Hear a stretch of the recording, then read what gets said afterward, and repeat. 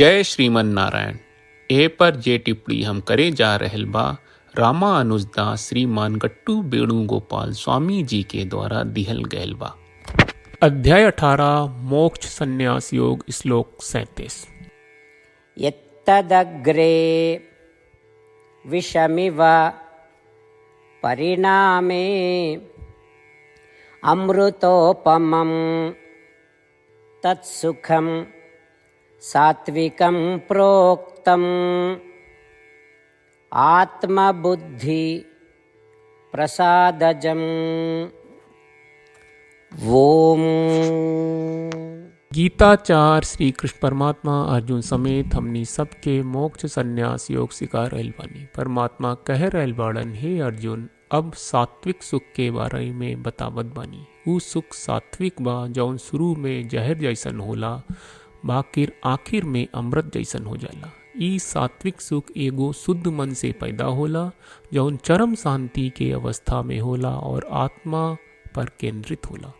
ई कह के श्री कृष्ण परमात्मा बतावत बाड़न की आत्म साक्षात्कार के प्रयास करे वाला लोग के शुरू में बहुत कठिनाई के सामना करे के पड़ेला, लेकिन अगर ऊ कठिनाई के सहन कहल जाए ता अंत में ऊ लोग अमृत निहन आनंदमय हो जाई।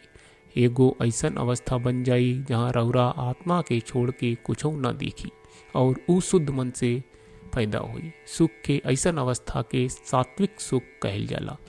ऐसे परमात्मा दर्शन और परम प्राप्ति खातिर प्रयासरत आत्म साक्षात्कार के साथ है और प्रयास में आवे वाला सब कठिनाई के सहित हमनी के ई अटूट विश्वास होके के चाहिए कि हमनी के अंततः आनंद ही आनंद के दिव्य निवास में पहुंच जाई और श्रीमन नारायण की सेवा में सब कुछ करत श्रीमन नारायण की प्राप्ति के हमनी के जीवन के उद्देश्य बनावत और खाली श्रीमन नारायण की शरण लेके श्री कृष्ण परमात्मा के वचन के श्लोक के रूप में जैसन वा वैसे ही दोहरावे की कोशिश करी जा। यत्तदग्रे विषमिव परिणामे अमृतोपमं तत्सुखं सात्विकं प्रोक्तम् आत्मबुद्धि प्रसादजम्। श्रीमद् भगवत गीता का पूरा सार श्री कृष्ण परमात्मा ने अध्याय 18वें के श्लोक 65 से 70 में 8 काम करे खातिर दिले बाड़े। श्री कृष्ण कहले, हम ओ लोगन से प्रेम करनी जो लोग इन 8 बातन के मान तारे। हम ओ भक्तन के हर तरह से रक्षा करब। श्री कृष्ण परमात्मा के द्वारा बोलल गईल संपूर्ण भगवत गीता सुनला के बाद अर्जुन कहले, करिष्ये वचनम त्वा, जेके मतलब बा कृष्ण मैं उही करब जौन आप कही। यही कारण बा श्री कृष्ण अर्जुन के हर तरह के सफलता आ विजय प्रदान करेले। आई परमात्मा के आपन व्रत देई कि हमनी के ये 8 गौ कर्म के पालन करी जा। ई वचन परमात्मा के देवे से बड़न कौनो पूजा तपस्या यज्ञ नहीं। हम 8 प्रण कहब जौन हमनी के करे के चाहिए। आप सब कृपया इन्हन के आपन दिमाग और दिल में सोची। श्री कृष्ण के आपन वचन देवे के ई तरीका में हमनी सबकी कल्पना करे के चाहिए कि श्री कृष्ण का चेहरा खुशी से चमकत बा और खुशी के एहसास करत बा। जय श्रीमन नारायण। यहाँ हमनी के 8 वादा बा। हमनी के पहला वादा, हे श्रीमन नारायण, आपका निर्देश के मुताबिक हम हमेशा तोहार ध्यान करब और तोहार बारे में सोचब। हमनी के दूसर वादा, हे श्रीमन नारायण, आपका सलाह का अनुसार हम हमेशा आपका भक्त रहब। हमनी के तीसर वादा, हे श्रीमन नारायण, हम आपन सब काम तोहरा सेवा के रूप में और तोहरा संतुष्टि खातिर करब। हमनी के चौथा वादा, हे श्रीमन नारायण, जैस की आप माने के कहले रहलू, हमरा बहुत विश्वास बा कि हम आपके होई और हम हमेशा आपन दोनों हाथ जोड़ के आपके नमस्कार करब और आपकी पूजा करब। हमनी के 5वां वादा, हे श्रीमन नारायण, हमरा के तोरा बात माम एकम शरणम ब्रज 1866 याद कहले, जहाँ आप हमरा के आपन का अर्पित करे का कहा। श्रीमन नारायण, मैं हमेशा तोहरे शरण में रहब।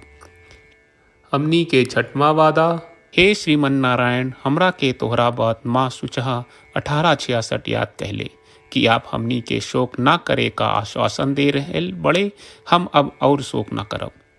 हमनी के 7वां वादा, हे श्रीमन नारायण, आपने हमरा खातिर श्रीमद् भगवत गीता के वितरण करके हम सबके कृपा कहले और आशीर्वाद दहले बा। हम वादा करत बानी कि रोजाना कम से कम एक श्लोक पढ़ब या सुनब। हमनी के 8वां वादा। हे श्रीमन नारायण, आप गीता के पूरा मानवता तक ले गयलू। हम गीता में आपके दिव्य वचन के उन भक्तन तक पहुँचावे के प्रयास करब जे गीता से अपरिचित बा। हे श्रीमन नारायण, हम उई करब जौन तू करे का कहब। हम ऐसन व्यवहार करब जैसन आप चाहत बानी और हम खाली आपका खातिर काम करब। श्रीमन नारायण के रोज आपन वचन देहल कि हम ओइस करब जैस आप कहत बानी, ई अपने आप में बड़न पूजा बा। श्रीमन नारायण, करशे वचनम त्वा। श्रीमन नारायण, हम तोरे निर्देश के मुताबिक काम करब। सर्वम श्री कृष्ण अर्पणम अस्तु। जय श्रीमन नारायण। यत्तदग्रे विषमिव परिणामे अमृतोपमं तत्सुखं सात्विकं प्रोक्तम् आत्मबुद्धि प्रसादजम्। ॐ